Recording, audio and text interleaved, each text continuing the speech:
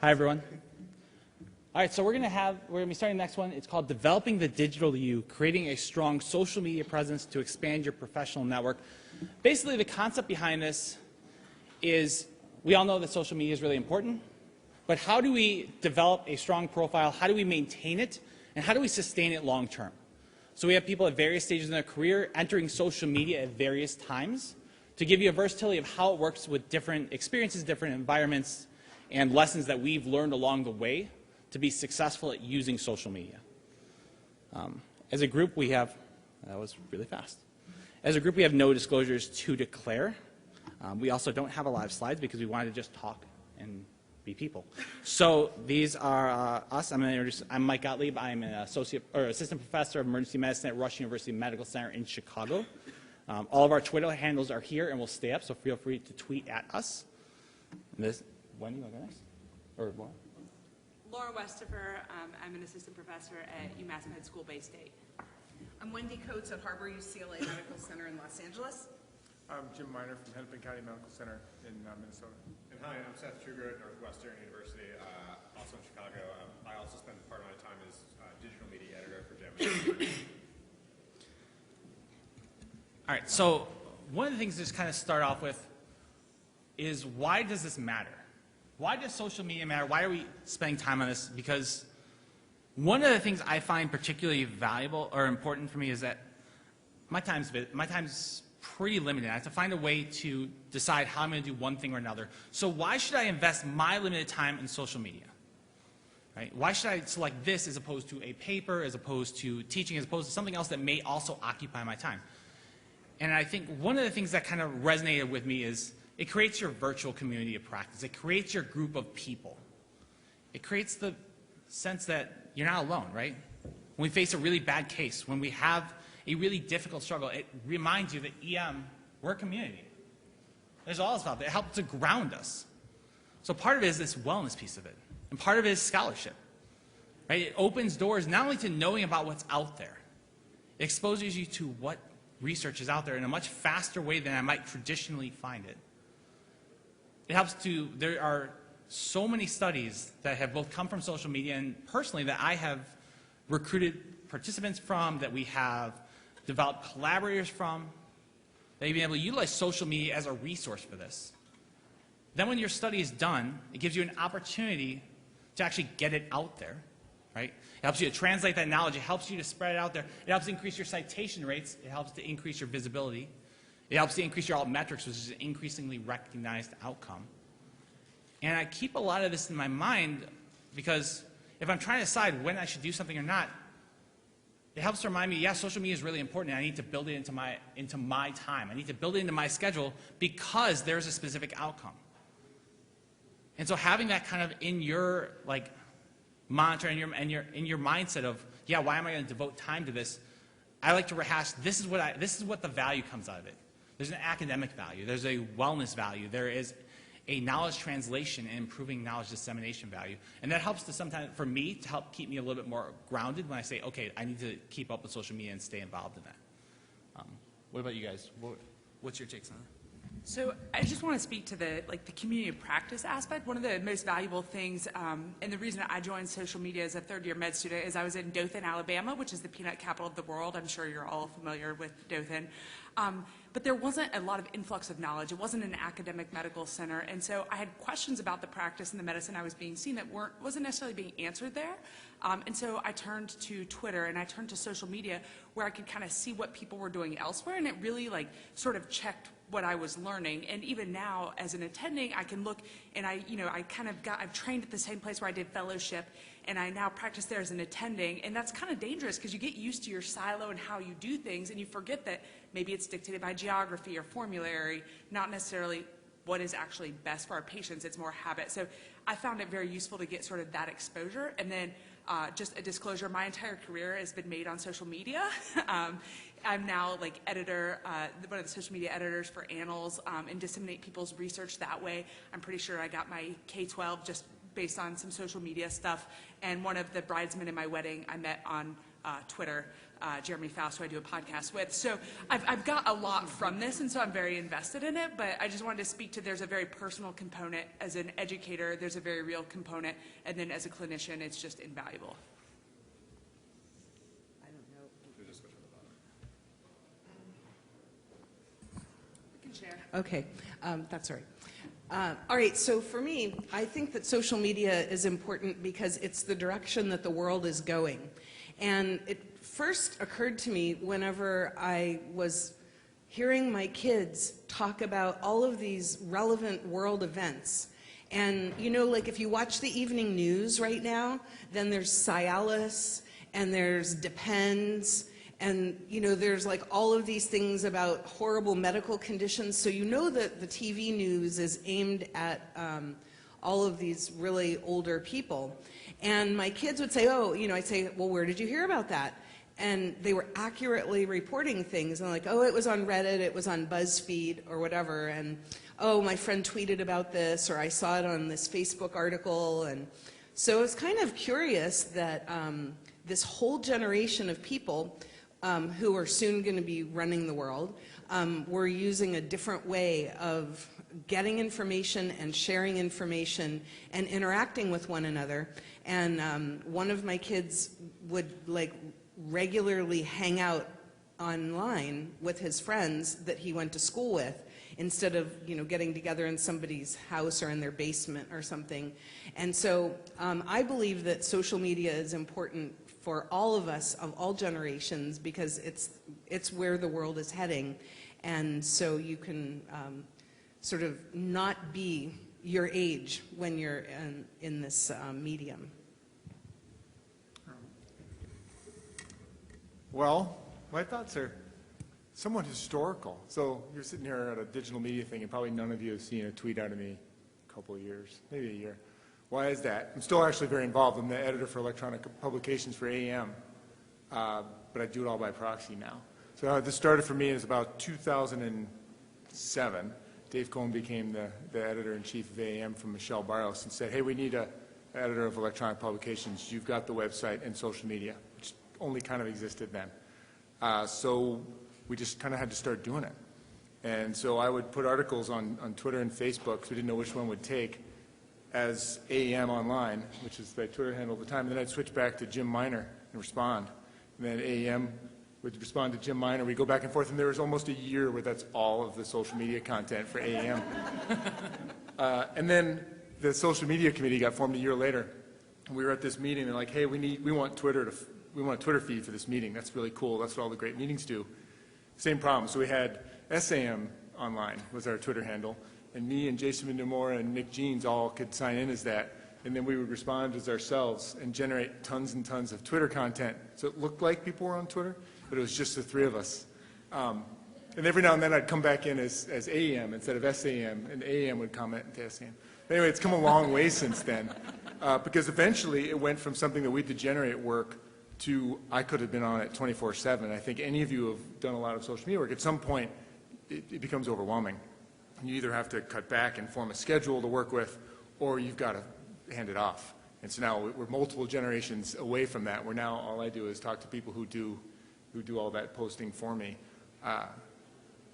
And it's a different place. But we've come a long way in a very short time, right? I was just noticing there were 119 tweets in the last hour for SAM, which is a remarkable change in the last decade. You must have been busy. And I didn't make one. Yeah, so I'll say for me the two main reasons I like using social media for professional purposes. One is just like there's too much. Like there's too many journals. There's probably 60 something journals that are relevant to our clinical practice, and another couple dozen journals relevant to the other academic work that I work on. And instead of picking a couple journals and reading their tables of contents, I basically get a bunch of people out there who crowdsource all the best things. And when I see an article come up that either looks interesting or I've seen it 5 times, and therefore I think, well, somebody thinks this is interesting, maybe I should look at that. And like I don't subscribe to any journal table of contents. I just get a whole bunch of stuff pushed to me from my feed, and I get it when I want. When I decide, I want to be a little productive but not too productive, or I'm waiting for an elevator, sitting on my couch doing nothing. And the flip side, the other end of that for my academic productivity, I don't think I could count the number of colleagues I've met and collaborated with on legitimate academic projects that I didn't meet in person until well after, yeah, Teresa's waving. I was going to get to you. And there's still people from, and not just I do a lot, like Lauren, I do a lot of my work on social media, so it's kind of this self-eating snake. But even in non-social media topics, it's just the breadth of a network you can get by people that I've met first online, and many of whom I still haven't met in real life, which I know is not novel and unique to social media, but it certainly makes it a lot easier to build relationships with people online and start a collaborative academic relationship. Today's the first day Wendy, Mike, and I have been working together for, since October, and today's the first day we met in real life. Yeah, I've been told I photograph very accurately. So. Yeah, were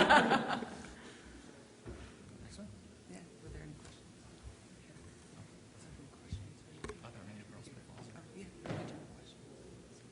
We can. Okay. So one of the things we're thinking about with this is try to make it interactive. So we have things we can kind of talk about, but we also want to open it up. If you guys have questions, thoughts, and insights, things that you've experienced or that you've had challenges with, either developing your social media profile, sustaining it, maintaining it, or coming across things that you thought were challenges you faced with social media. We want to open up. We have Drew, our excellent MSA ambassador, with a microphone to walk around with any questions as well. He goes by the ambassador. Yeah. If there aren't, we can. All right. So I'm going to talk a little bit about some pearls and pitfalls, and a lot of this, it may come across as sort of scolding, but it's all stuff sort of I've learned. And there are three main themes. The first one is common sense, and in fact, subtly, they're all common sense. But you really, like, the dangerous thing about social media is that people seem to sometimes, like, let go of that common sense thing, whether it means, taking things at face value or sort of forgetting that when you have people that tend to think like each other and you're selecting who you follow, you're going to be exposed to the same thing over and over again. So it might seem really important, even if it's not, or it may seem true if it's not. The other thing is professionalism and patient sort of privacy and confidentiality. And then lastly, sort of just a pearl on like how to brand yourself for some things. And the common sense is just sort of all throughout all of this, but one of the major things for me is that when I got into this, patient privacy and confidentiality wasn't something that was at the forefront. It was just sort of like, obviously everything is 100% public. We kind of forget that sometimes when we post, but everything is public, everything is 100% discoverable. But how much do we really know about like protected health information and what is protected health information? Anyone here know if there is an age cutoff for something that's protected health information in the United States? Do you know what it is? 89. Yeah. So like if you post a pearl about something and it's a 91-year-old female, you're posting protected health information. What about location? Like, is it okay to post a location? Anything smaller than the state is protected health information. And like if you, like now with like, I don't know, anytime I like try to post something, Twitter's like, do you want to put your location? And like, I'm like, no, and then it tags something anyways, or it says where I work, or you can do a quick Google search and figure out where I work. Identifying marks, tattoos, those things. Like, so you see images, like, are y'all all on social media? Pretty much, right? That's who's here. And how often do you go to it? Because there are cool cases, or you have a cool case, or there's an interesting x-ray. No? I mean, that's sort of what sucked me in. It was really fun. Gruesome, even. But people post these things, and a lot of times they contain identifying information, birthmarks, et cetera, and all that is protected health information. So the pitfall is really like there are a lot of sneaky ways that we can accidentally leak patient privacy. Some shooting happened, and this happened today, and you're posting concurrently or near concurrently. The date of service is also protected health information. So it's to really sort of know what is protected health information and really play very carefully with that. And then the segue there is it's very tempting to post things concurrently or near concurrently, and like I really discourage that. A lot of people do, and maybe it works for them, but there are that can be very dangerous. And then the last is, everything is 100% discoverable. There are closed Facebook groups that routinely contain protected health information that is not even remotely disguised, and all of that could be very discoverable pretty easily. And so there's that fear there, but you can easily overcome it by just kind of having some common sense, changing dates, times, locations. Really, if you need to post an image, like, make sure it's either cleared and you have consent, or, you know, make sure it's very tailored down so that it's separated in time, space, et cetera. And then just a pearl to kind of, that was a little bit negative. Sorry. A pearl would be, you know, there's part of that about being professional on social media is deciding who you want to be and what you want to do. And early on, I decided that on social media, on Twitter, I was going to be Lauren Westafer, the exceptional med student, the great resident, the fabulous researcher, the charming individual. You know, like, I decided that I was going to be very professional. I was going to be the best version, because you get to decide what you want to be on social media, right? Like, that's kind of the point. But I decided I only wanted to do medicine, not politics, not, you know, pictures of my food, not my travels. I wanted to do medicine. And it's created a community for me of people that are like all into medicine, but also that when I have time, I just go to Twitter and I only follow people that give me medically related pearls, because I get politics elsewhere. I, you know, see pictures of my family elsewhere. So for me, having segmented streams help. Doesn't work for everybody, but that's how I handle like that fire hose stream and deciding who do I want to be. And then, you know, on Facebook, my friends in real life know who I really am.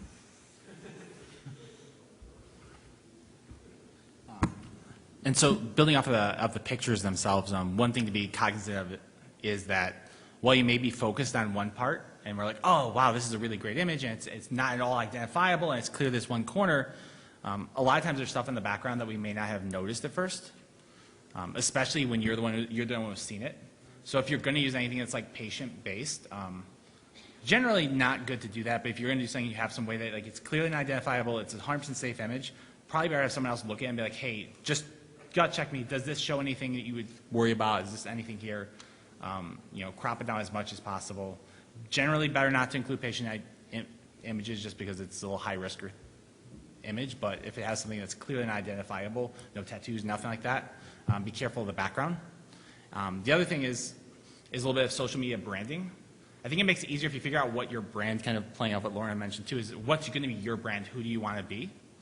It's okay to have more than one social media account and just have two different brands for it. If your one is like, I'm going to post 200 pictures of food every single day, and you're going to see everything I've eaten or seen or thought about eating. And then my second account is going to be 100% medical. And it's actually easier for people to figure out how to follow you that way too, versus if you're like, sometimes I post about cartoons, and sometimes I post about med ed, and sometimes I post about food. Then it's like a third of the time I don't want to follow that tweet. And I'm going to start to mute you, and then I'm just not going to follow you anymore.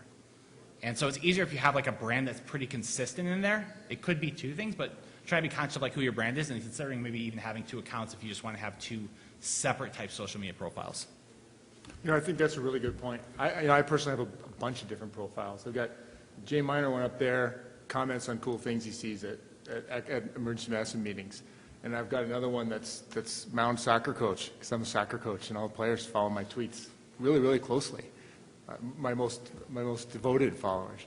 From work, I have one that's called HQ Med Ed from Hennepin, and that's where we put a lot of our med content. It's really meant for docs that refer to us from the communities around us, and every doc and resident in Hennepin actually can post as that person. We have a lot of rules about how. It's really important, I think, to do that. I think you really have to be very clear into what each social media personality is and what you're doing with each account. If you try to do too many things, nobody can follow you.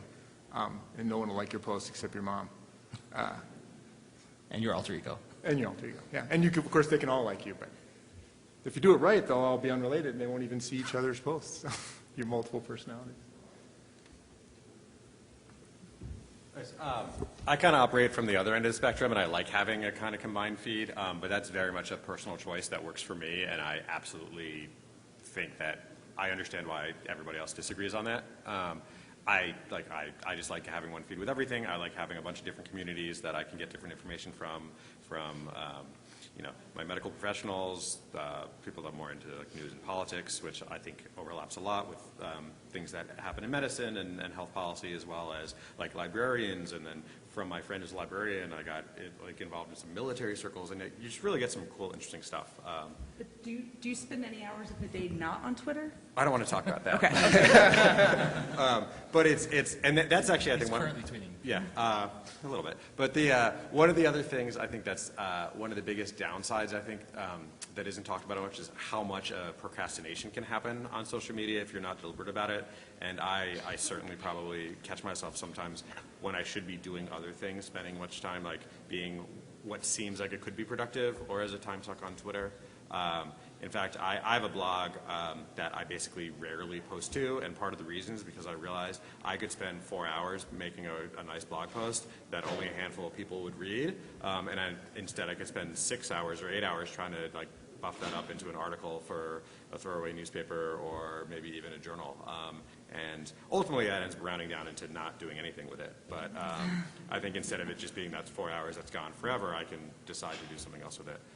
One last minor point, again, I don't want to, on what Lauren, to compliment what you were saying on the professionalism and patient safety, patient information stuff. Ultimately, I am not concerned. It is my concern isn't actually breaking the law, isn't actually breaking HIPAA and having the feds come after me. My concern is being close enough to breaking the law that the hospital administrators are going to make my life annoying and have to go through several rounds of emails and meetings with the risk department and stuff like that. So I think that's my main, it's not about whether or not I'm right or wrong or technically breaking the law. It's about whether I'm going to have to deal with annoying meetings about it. I'm going to just move into the next topic, which is how to get started on social media. And then I think some of my comments for your point are covered there. Okay, so like one of these things is not like all the others up here. And you have this person like, okay, so why am I on a panel about social media? Okay, so I am a project. The social media committee wanted to see, what they told me was when I got elected to the board of directors, they said, wow, this is so cool because we want to see if it's possible for somebody who's old to connect with everybody else on social media because we feel like there's, everything is moving in the direction of social media and there's not a lot of dialogue between people of a certain vintage and the rest of the world. So we want to see if we can establish some sort of, how-to manual for somebody who is traditionally not going to be just ready to run over and start their own Twitter account. And like, how do they do that? Can it work? So I agreed because, yeah, that's what you do. And so I said, but I'm not going to be able to do it. I'm going to get to this point, and in the setup of my account, there's going to be a choice that I have to make. And I'm not going to know which one to choose, and then I'm just going to shut off my phone, and I'm never going to think of it again. Well, luckily, they assigned me to my 2 Twitter mentors, so Seth and Mike. I mean, it takes a village. And Teresa, before you leave, also was like really, really helpful in like making me take down a tweet that I really shouldn't have tweeted. So that was good, thank you. I really appreciate that, the village. But anyway, so Seth and Mike spent like an hour a month with me, on the phone. We had regular conference calls. It's like, okay, open your computer. Okay, type in Twitter. And it's like, okay, you guys, like really, it's not quite that bad. But I felt so supported the whole time, and if I ever had a question, I would email, they would retweet, and they still do retweet my things to get, sort of things moving along. So I would say that the #1 thing that you need if you're new in social media is to find yourself some trusted Twitter mentors to help you in and to help you get started and develop your own brand. I decided that since this is a board of directors project for SAEM, all of my tweets are representing medical issues and medical education and research and things like that. So that's kind of what my little story is. One time, there was something that happened that made me too busy to even think about tweeting or even visiting my Twitter feed. And it was about 4 weeks that I really couldn't be anywhere near Twitter due to a family emergency. And then I was just getting neurotic about it. And so I got in touch with my Twitter mentors, and I'm like, oh my gosh, what do I do? And, you know, I think it was Mike, but if it was you, I'm sorry, said, it's like, you know, you live in a place and there's this stream in your backyard. And Twitter is like this stream that's going by. So sometimes you're outside enjoying the stream, and other times you're in the house sleeping, and the stream keeps going by. And you're not watching every single drop of water pass. But when you're ready to go enjoy the stream again, there it is. And just, you know, don't try to catch up on lost time. Just enjoy whatever's passing by at the moment. And then the final thing I wanted to kind of address is talking about how to find people to connect with. So I think I'm a little more deliberate in that than many people. It's like, well, you know, while I enjoy Seth's food choices, maybe I don't want to include that in like every single post that I'm following. So I just decided, you know, I'm starting small, and then when people follow me, I'll check them out and follow them back or something like that. And I'm really still in the process of developing who I am on Twitter, and I am totally enjoying it. And I have met so many people from generations that wouldn't ordinarily have crossed my path. And, you know, I've run into several people at this meeting, and it's like, oh, hey, you know, I follow you on Twitter. And I'm like, oh, yeah. And so it's been really fun. So from the, you know, the goal that was set out to see if they could get old people to connect with young people so that we could share our wisdom in a format that the young people are comfortable with, I think it's pretty successful from my vantage point.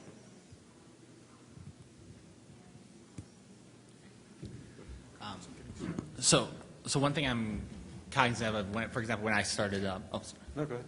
I was going to say, when I started up first on Twitter, I think of it like a podcast. So there's a lot of podcasts that go out there, and someone puts together maybe like 2 or 3 episodes, and they put up the first one, a month passes by, they put up the second one, a month passes by, they put up the third one, and then life happens. And they're like, and then like maybe 6 months pass by, and all the fellowship starts to go away. So one of the things I was cognizant of is that you don't have to post like every single day of every single second, but have some regularity built in there. Even like scheduling it in, like, hey, you know, I'm going to check in on Twitter at this time. I'm going to build in kind of like building it into my regular mindset so that it keeps you relevant, keeps you kind of consistently in the conversation. And what that does is actually creates the conversation, which is really a lot of the goal of it, is, right? The back and forth, the commenting and carrying things back and forth, and having that built in.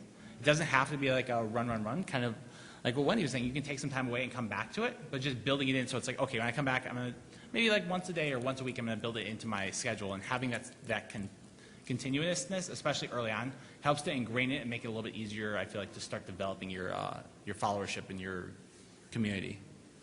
Yeah, I think one of the things that worked well for us with you was you started the Monday Mnemonics, and that was a way to have something scheduled where I'm going to do something every Monday, because you were like, when do I need to pick up my phone and do this? And how, like, for me, it's natural. I'm always looking at my phone. It's a problem. But if you're not, and it's not natural, and you want to build a presence, build a habit, I think having something scheduled can be really helpful. The one thing I found is that there's basically, especially early on, pretty much a linear relationship between how much you put out there and how much engagement you get back. And that's fine. I mean, it's nice. It's a great double-edged sword where if you're too busy and you can't use your social media account or don't want to for whatever reason or have other things going on in your life, you can step away from it, and you'll probably not get as much back from it. But if you want to do more and engage in more conversations, put more things out there, respond to other people's conversations, I think it basically pays off pretty much one-to-one. I think, did someone have a question over there? Did you raise your? Thinking about incorporating social media into an academic career, because it sounds like it's something that you have many hours of.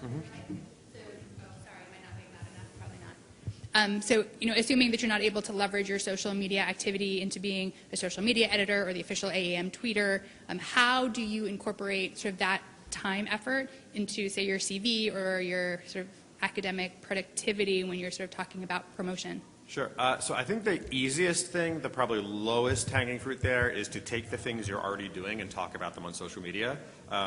some people are, I think, a little reluctant at first, but it is absolutely appropriate in our communities to shamelessly self-promote and say, I have a new paper that came out, tag your co-authors, this is it, do it 5 times in the first week, and it drives traffic to the site, it brings up the altmetric scores a little bit, it gets more people to read it, you'll get some comments and feedback, and it is like just totally appropriate and okay, and that's something that I think other people, the people on the P&T committees or your chair can understand because it's reflected in things like website traffic. It's also a way to get other people to actually read your paper or be interested in it, and I've certainly met future collaborators through that kind of conversation. I think boosting what you're already doing can't be underscored enough, and especially, I know women are historically under sort of self-promoters, but I think many of us sort of have that idea, like, oh, you don't want to put your stuff out there because it's bragging, but it's really not. You're doing other people a service by showing them what you're doing, right? And like, so even if you're doing a talk, making one slide, I just had one scheduled, tweeted out of some of just my general thoughts on developing a digital presence, but like I made it in advance. I thought about like 3 pearls that I wanted to share with all y'all and have you take away. And then I had that scheduled to tweet out during my talk. It took 5 minutes and it's there. So anytime you give a talk, I take screenshots of some of my slides with like a little bit of text, hashtag that, and then tag anyone relevant so that your talk is there, but also you're promoting a national presence, which may feed back into grand rounds presentations, et cetera. So it may not be something that you can directly put on your CV, but it will lead to opportunities, especially if you try to connect with others. One other thing, I guess it just stopped working. One other thing about that is most of the people who are sitting on promotion and tenure committees are like my age or actually much older. And so they're not going to really value the social media metrics that you guys are aiming for as far as that's concerned. But sort of secondarily, you are able to make connections via social media. So maybe that gets you invited to give a talk someplace. Maybe that talk introduces you to somebody at that other institution who happens to be the person who's selecting members of a national committee down the road. Maybe they invite you to their institution to do grand rounds, and all of those are more familiar to promotion and tenure committee members, and so you can use it to leverage your way in until those P&T committee members catch up with the wave of social media to realize how important it is. And I'm a P&T committee member at University of Minnesota, and they're learning how to use it. We've had one of the members of my department, Steve Smith, he has a blog, Dr. Smith's CCG blog, and essentially just proving that how many people looked at that each day was sufficient for the P&T committee to say he should be a professor, which is new for them. That was the first one, but it was just so clear. It has his name on it. It's all his content. You can see how many users. But along those lines, and similar to your question, so in my department, we had a couple people who had great social media presences, but most people couldn't figure out how to do it. So what we did is we took an account. HQ MedEd was something, it was a blog that we had, and it was pretty lame. It didn't really have a presence. It was just a blog that people could get copies of all of our lectures at. We made it scheduled and part of our practice. So we have Thursday conferences. One faculty is assigned. That faculty tweets about every lecture that day. They tweet out the link to the live stream of it. They tweet out the link to whatever was recorded online that the residents were supposed to look at before the conference, and any comments they want that they're required to. And then anytime anyone in our department publishes a paper, HQ MedEd tweets it out and says, isn't this great? And I think that's pretty much all the tweets. Anytime we have a big course or CME lecture, it tweets it out. And anytime any one of us presents here or at ASEP, it also gets tweeted out. It's automatic. No one has to worry about it. It's scheduled. And because it's dependable, people know exactly what it is. They know if they go to it, they know what they're going to get. And then everybody kind of gets social media without each one of us having to make our own separate life there. Yeah, I agree. I think a lot of what I've done a lot before, too, to kind of build on what you guys were talking about, is take content that you're already doing and figure out a way to put it on social media to expand its reach. You know, one of the rules of academics I was taught is never do anything once. So what I've done a bunch before is, like, when we've had a grand round speaker tweet out a bunch of the pearls from their talk, basically as a rough outline of the talk. I used to use a thing called Storify that I think Adobe bought and killed, but doesn't work anymore. But there's other ways to do it where, you know, I would basically take a bunch of tweets, have 30 tweets from a talk, and then put them online in a blog. And you know, if there's 40 people in a room for a typical resident conference, like 600 people would read these slides. So it's vastly improving the reach. So I may not be able to convince my stodgy P&T committee that's a reasonable footprint, but like Wendy said, that's, you know, I think a way to accelerate things like grand rounds invitations, collaborators, and things like that. One of the metaphors I like to use is a lot of social media is like American Idol. There's this myth of American Idol that the contestants are people who are like normal people who flip burgers during the day and sing in the shower at night, and you know, this is their big break. And that is not at all what happens. Everybody on American Idol, other than like the embarrassing people in the first couple stages, are trained professional musicians who work gigs 3 or 4 nights a week and just don't have a record contract yet. And American Idol is just an accelerated pathway for them to get a record contract and get national notoriety. There are a lot of people, like I think Anand Swaminathan is probably a good example. He's somebody who is going to be a national speaker and is going to be well known. And I think something like social media, where he was able to build a crowd, or build an audience, excuse me, to get a reputation, kind of got him there faster to basically the same kind of thing. I think for one last thing I'll say is, I have no idea what my P&T committee will count as far as social media productivity, so I'm assuming it's nothing. But then I work to try to make sure I get traditional types of productivity like papers, grand rounds, invitations, panels at national conferences out of what I do with social media, because I'm assuming that none of that other stuff is going to count towards anything. And it might, but that's great. Where do you think the bang for the buck is for promoting podcasts? I mean, you spend so much time getting the freaking podcast done, getting the show notes done, and you're like, I'm done. And how many times do you tweet it out? Are you using other avenues? Like, pragmatically, where's the biggest buck for the time? Luck. B-U-C-K. Yeah, luck. So I don't think that there's one right answer. I think a lot of it is sort of happenstance and getting other people to do your work for you. There are a lot of people who are like social media influencers, SAEM, Razai, Seth. And so getting other people who may be interested or in somewhat aligned, if Annals or SAEM or someone else can sort of have some partnership, but there's something relevant. People love things that are sort of relevant to them as well. And if you can get some buy-in or help championing that, that goes a long way, because, you know, it's sort of what people see when, and what it's hard to know who is going to be attracted to a certain type of podcast, because it's a fairly competitive realm. It did not used to be, but now people, you know, there are hundreds of hours of podcasts that you could listen to on very niche topics to very broad topics, and competition for people's ears is fairly high. So I would say getting people to champion you and trying to get social media influencers buy-in, whether it's appealing to their ego and inviting them on the show, or highlighting something they've done and bringing that up in your podcast or in your show notes or something like that, are somewhat devious ways that I may or may not have used myself for my own podcast, foamcast.org. Yeah, I would say it's also everybody likes cross-posting or cross-promoting things, and even a lot of the most productive venues are always looking for content. So a lot of the big games in town, things like Academic Life and Emergency Medicine, are happy to post other people's content. A lot of blogs or podcasts, et cetera, will have they'll have formal ways to submit your thing here, but really, if you just message somebody on Twitter, send a cold email, and say, hey, I have this post that I think might be good, and it's you send them one individual post and they post that, but that's really just one episode of the podcast. I think the other thing for podcasts and blogs and those kind of I don't know, semi-permanent content are really tough, and I think ultimately it's a slog, and you just got to keep putting content out there and slowly, linearly build the audience. And if you like what you're doing, you think you're getting something out of it, and you think it's a good product, keep doing it, and just know that it's going to take time to build numbers. Is it worth to do Facebook or Instagram? And everything. I think just do everything.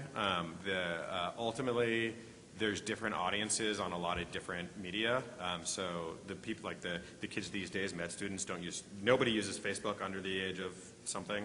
The audience on Twitter is probably largely within some number of like 10 years of my age in either direction. and then the younger, like the current med students, don't use Twitter very much, but use, I think, Reddit and Instagram more, and it's just hard that the communities are different. I'm an optimist still, so that means you can post to different things and not annoy people too much, and people also know that it's okay to cross-post. What I would say is there are a whole bunch of tools out there that are usually free where you can cross-post. So like, I actually don't post any food, or I post very little food on Twitter. I have a terribly ironic Instagram account where I post my food, and that gets cross-posted to Twitter by a free service called If This Then That. But I never actually post that stuff to Twitter. That There are just gets things crossed. like Hootsuite, et cetera, where you create one post and it gets disseminated to multiple locations, so that you're not replicating the work over and over and over again. It's one thing, it's going out, and then if somebody bites, they bite. If not, then you haven't done any extra work. What I wouldn't do, though, is just make one and give up. You have to create a lot of there's not much content out there relative to the amount of traffic there is. And content gets burned up really, really quickly. So if you put good content out there, eventually people pick it up. I mean, just for this meeting, the social media committee's been making content for like 3 months. And we've all been kind of just plugging away at it, making little podcasts, making things, getting them ready. And they all just got, it's like a fireworks show. We've been working on it for months, and it's all just kind of releasing in this 3 days this week. But we barely made enough content to provide enough for people to look at. I think there's also something just being conscious about your timing and your strategy. So the prime times, typically when people are going to actually be surfing through Twitter and see that come up on their feed, is when you're sitting in a train or waiting for something. So in the morning and around like 4 to 6 p.m., give or take time zones. So being conscious. So if you put up like 5 tweets at midnight because you just came off a shift, there's very few people that will see it. And by the time someone gets up at 7 a.m., it'll be washed at the way end of the feed. So that's one thing. So I'm a social media editor for Academic Emergency Medicine, and one thing we're really conscious about is we time our tweets off, every 2 hours during times of peak volume, and we don't tweet on off volume times really unless there's a special reason, because you're unlikely to have it show up in any reasonable feed, and then you're being efficient. So you're not over posting; you're just posting at the most strategic times. And again, some of these tools like Buffer is one, Hootsuite will do this, a couple of them you can time tweets. Like I do tweets for EP Monthly, one of the throwaways, and I do basically 1 tweet a day, but I really sit down for half an hour one day and schedule 10 tweets for the next week, and then don't think about it at all. And yeah, I know we're saying lots of funny words like Buffer and Hootsuite and IFTTT, but just this stuff you can Google, look up, email, or reach out to any of us on Twitter. So I'm just going to come back to something Wendy mentioned, that when you're an emerge physician of a certain vintage, I don't know how else to say that. We're not using the No, I'm putting myself in that vintage as well. I would say right? of accomplishment. Sure. This becomes increasingly foreign, right, to a certain degree. And other sessions today, for example, have emphasized the fact that content, there's research out there suggesting that younger learners value edutainment. So they want their content online to be entertaining as well as that. My worry is, to your point, the most precious commodity I have is time. I don't have time to filter through crap, and there's an overwhelming amount of noise out there, I suspect now, and very little signal. So where is the work that's been done to filter out what's high quality work? How do I recognize that as a user or consumer of the myriad number of blogs and podcasts and whatever out there? And if one were to jump in the game, how do you ensure that you're creating a high quality yet entertaining or engaging product that you have an audience that's worth my time investment? Yeah. So this is, of the little research I do, this is pretty much my research. It's too bad Teresa, who's sitting next to you, just left, because she's probably one of the world experts on this stuff. But there's a group of us and some others who work on a couple different ways to try to figure out how to assess quality, rank blog, et cetera.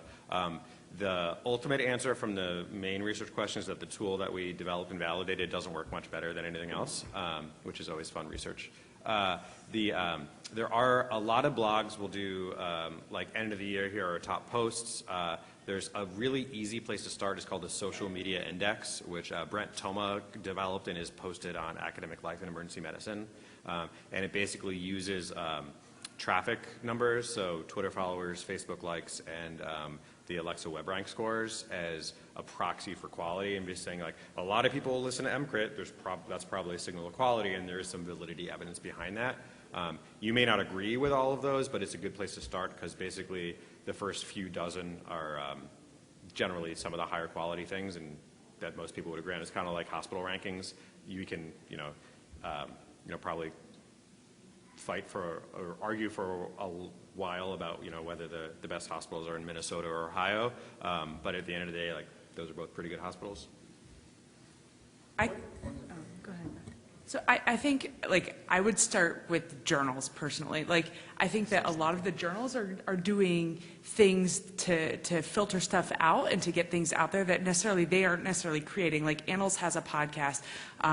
SAEM has a podcast highlighting things, and then oftentimes they will tag other things or link other relevant content. And so I think, starting there is sort of an old school way, but it's something that I find valuable because it's sort of traditional, sort of vetted, and crosses multiple sort of platforms. Yeah, no, I can speak personally for AEM. Nothing comes out without its name on it that hasn't been pretty well selected to be high quality. We've gone from me trying to figure this out from nothing to we've got experts. Everything it produces, someone who's recognized as an expert at that is now in charge of it and filters everything comes through them. So, Mike puts the tweets out, and we've got all of everything's really carefully done. So you can depend on it. I know Annals is just the same. I assume every journal is that's where we're going. That's how the younger generation looks at our journals, so that's how we provide it to them. So we have to make sure it's perfect. But if you were going to start getting a social media presence, how do you get followers? Is you make sure everything you put there is high quality, and people can trust it and like it, and it's you, and they can believe it. You're not going to put things up that aren't true, or just kind of rag on other people and be toxic. I think the other thing is talking about your signal to noise ratio.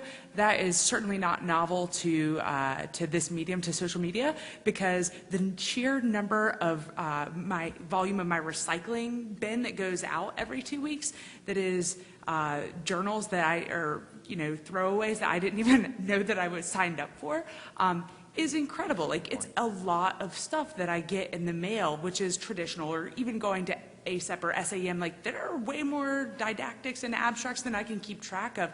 And so it's, again, thinking about not just what is my interest, but also, especially when I'm talking to learners or residents who are like really super obsessed with social media, et cetera, is what are the things that you're not looking for that you should know and stuff. And so I don't think that this signal to noise ratio is unique to social media. I think that it is maybe a little more pronounced, and because it's new, we put it under scrutiny because it's a little bit of a different source.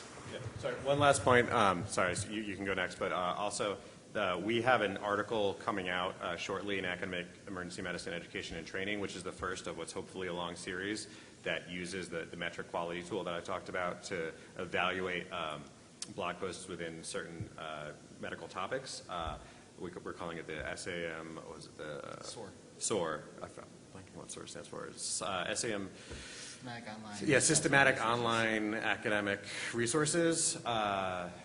SOAR topics. So the first topic is going to be on renal. So we use the ABEMS model for clinical practice of emergency medicine to look at all the topics in the renal and GU systems and search for all the keywords for everything, and found a few thousand blog posts basically, and then cut out all the crap, and then of the 400 or so that were actual legitimate blog posts, then applied the assessment tool to it, and then basically found we're not saying that some things are better than others, but that some things pass the post as being high quality, and so it's a starting point to show where there's good content, and then hopefully, ideally, for new content makers saying, hey, look, there's no great blog posts on X, Y, and Z topic. Maybe this is something that I can choose to make a post about.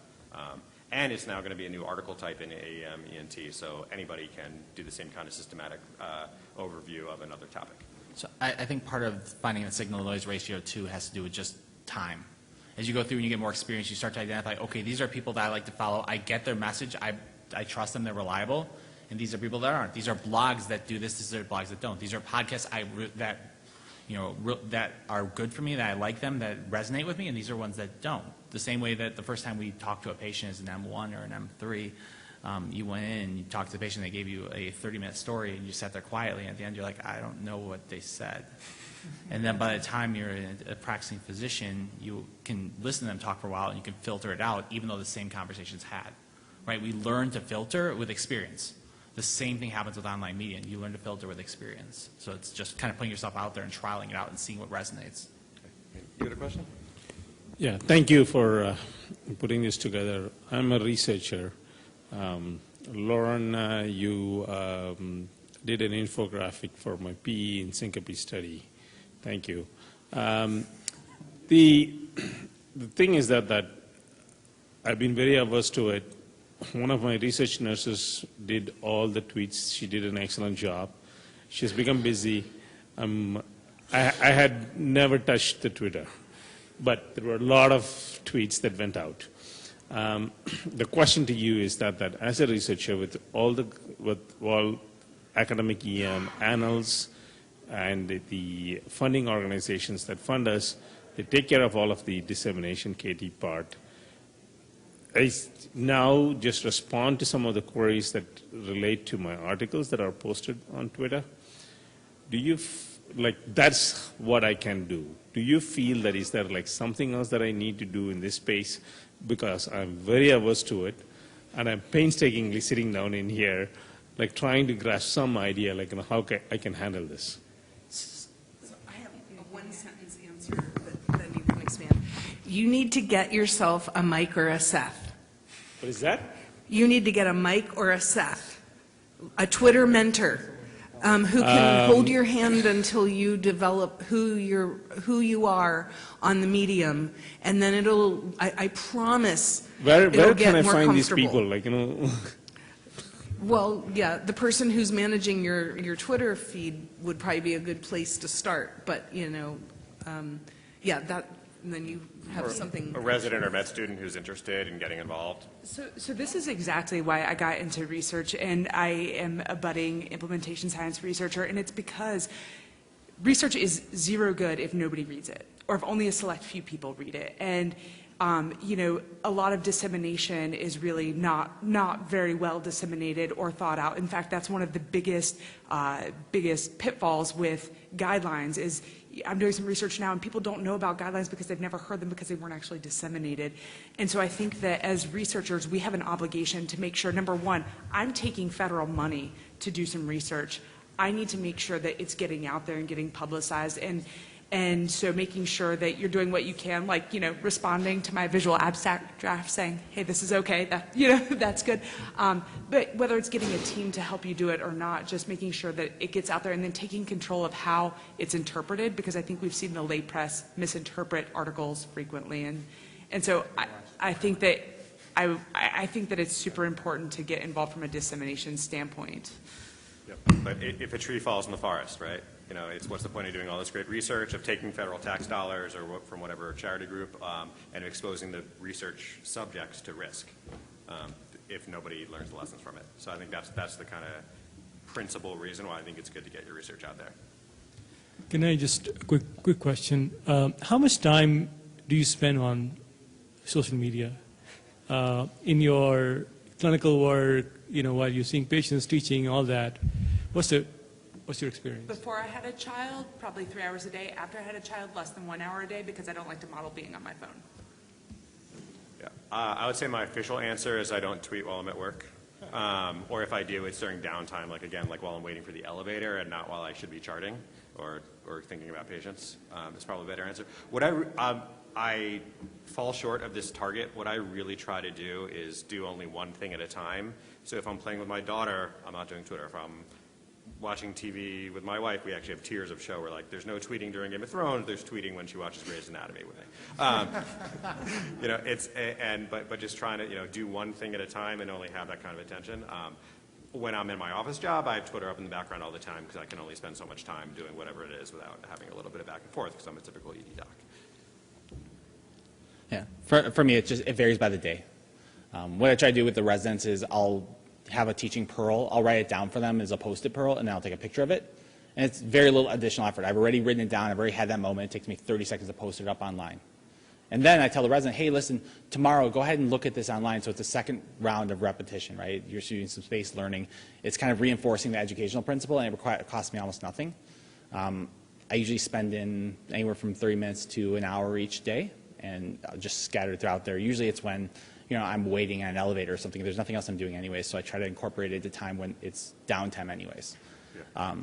I was saying the flip side of that, what I do a lot of time with learners is because I'm reading a fair amount of blogs and things like that, when I have a case of something I want to teach a resident, what I'll do is like, oh, hey, here's 1 or 2 pearls, and then I'll email you in real time. I'll email them the blog post about that topic and say, read that later, read that today or tomorrow when you get a chance. All right, so we're coming up right at the end of our session. Thank you guys all for being a part of it. Lauren, Wendy, Jim, Seth, thank you guys for being a part of the panel as well. We're going to hang around in the back for additional questions. We want a lot of time for the next speakers to come up. So thank y'all.